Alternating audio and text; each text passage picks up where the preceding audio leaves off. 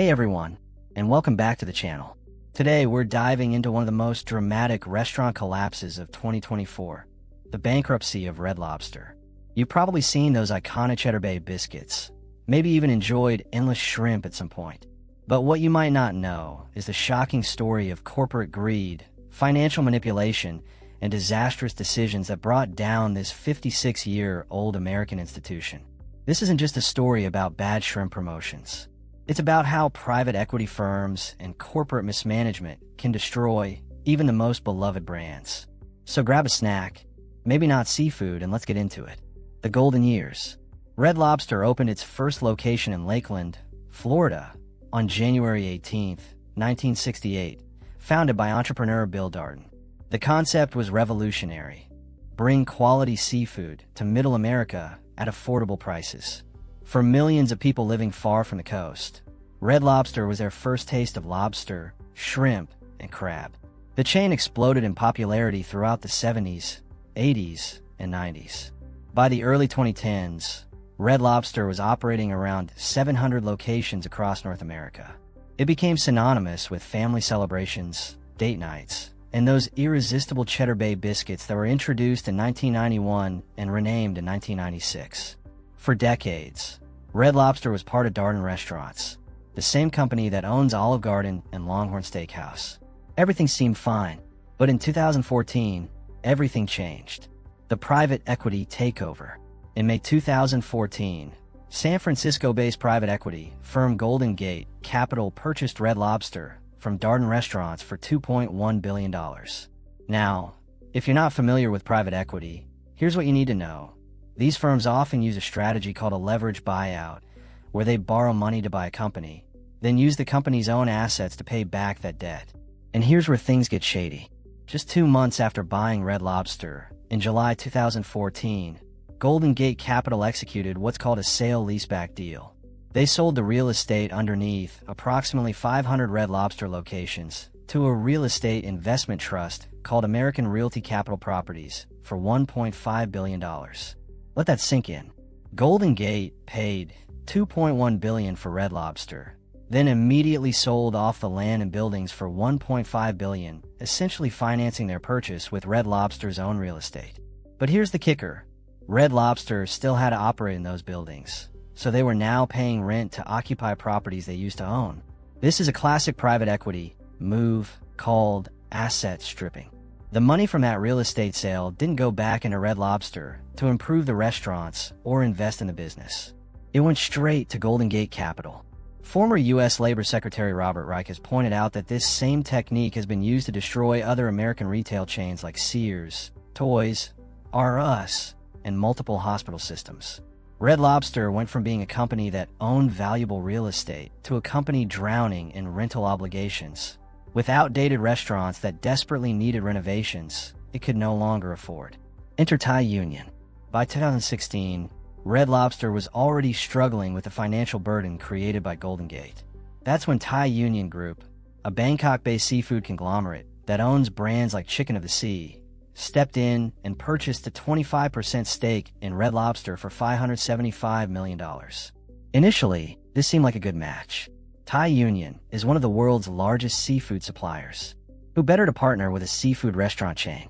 Red Lobster employees were assured that Thai Union would remain hands-off and wouldn't interfere with day-to-day operations or supply chain decisions. That promise didn't last. In 2020, during the depths of the COVID-19 pandemic, Thai Union led an investment group that bought out Golden Gate Capital entirely, becoming the majority owner of Red Lobster. And this is where the story takes an even darker turn.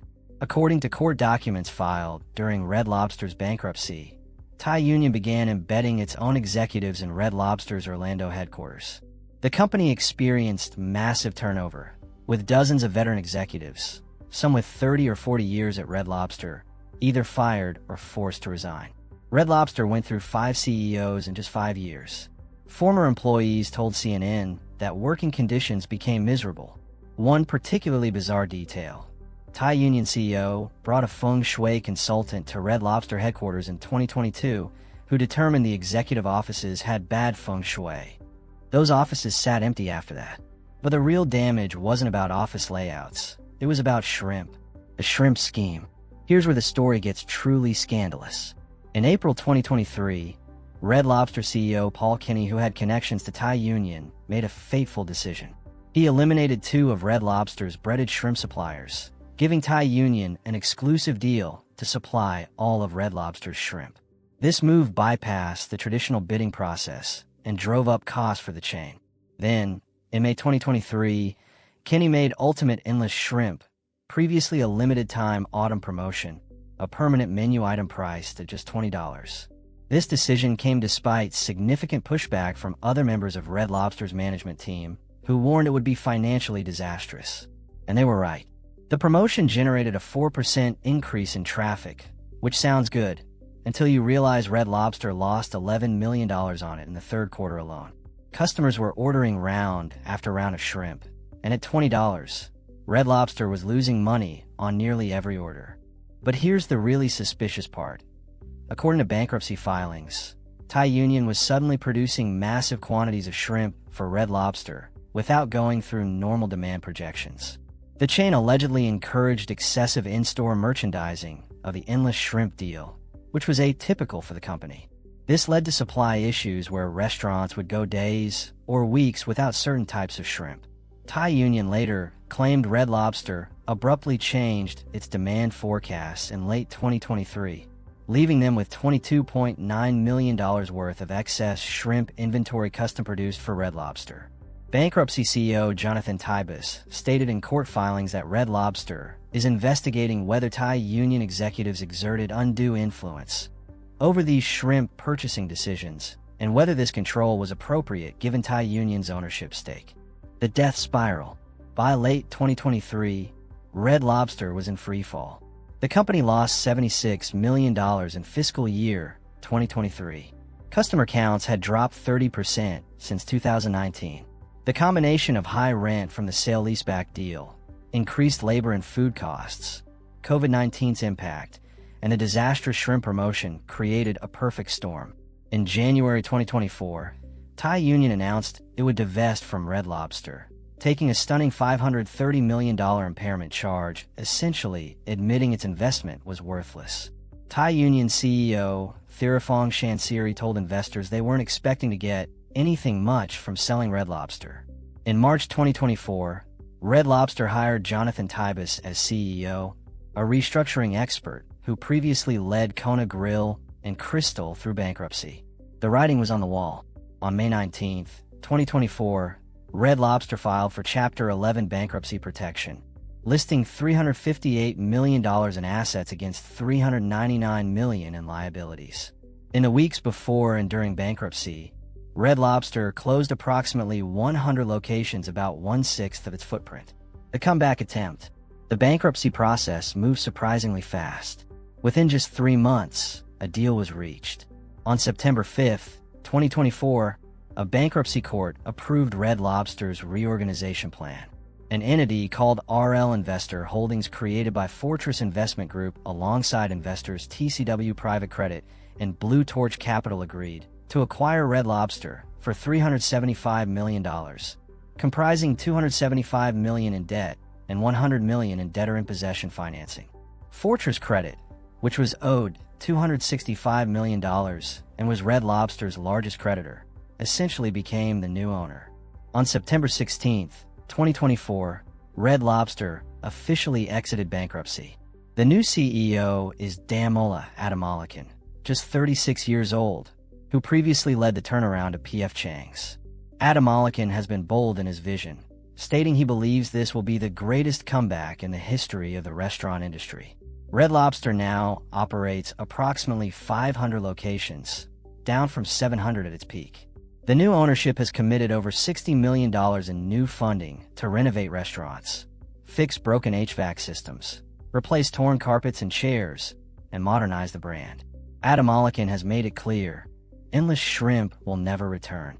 When asked about on the Today Show, he simply said, "Because I know how to do math." The turnaround strategy focuses on several key areas. First, streamlining the menu, removing underperforming items to increase efficiency. Second, making Red Lobster more affordable by lowering the check for customers. Third, improving the in-store experience with better lighting, music, and decor. Fourth, bringing back fan favorites like Lobster Fest, which returned in 2025 with items like $20 lobster rolls. Red Lobster has also rejoined Olo, a restaurant technology platform it had left in 2023. The company is launching its first-ever first-party catering service and using AI-driven tools to analyze guest feedback in real time. Early results are promising. The company expects positive net income in fiscal 2026, with adjusted EBITDA projected to grow 43% from fiscal 2025 to 2027. So, what can we learn from Red Lobster's near-death experience? First, private equity's asset-stripping tactics can destroy even iconic American brands. The sale-leaseback deal that Golden Gate Capital executed saddled Red Lobster with unsustainable rent obligations while stripping away valuable assets. Second, conflicts of interest are dangerous. When your majority owner is also your primary supplier, as Thai Union was, decision-making can become compromised in ways that hurt the business.